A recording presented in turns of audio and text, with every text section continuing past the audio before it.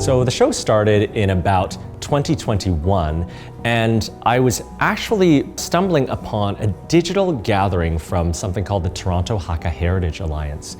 And this community group in Toronto puts together an annual summer festival where they introduce people to Hakka culture.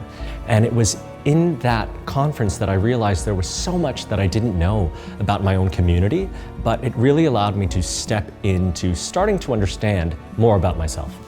I really want audiences to know that Benevolence isn't just a show for Hakka audiences or East Asian audiences or Chinese audiences.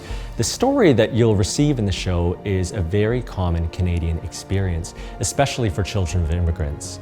What's really important to understand is that Hakka, the Chinese characters, translate directly to guest families. For me, that was so significant because in a country where Canadians are interrogating what it means to be guests and good guests on Indigenous land, Hakka have been guests on others' lands for 2,000 years. And so all of the artistic pieces are revolving around these ideas. Like many Canadians, I've always had this feeling of, I know who I am, but do I really know who I am?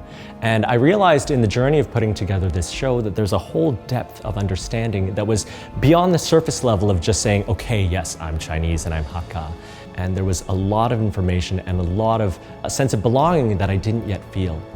And what I realized was that going through this journey of putting together this show was that there was so much that that was within reach that I had just not reached for before.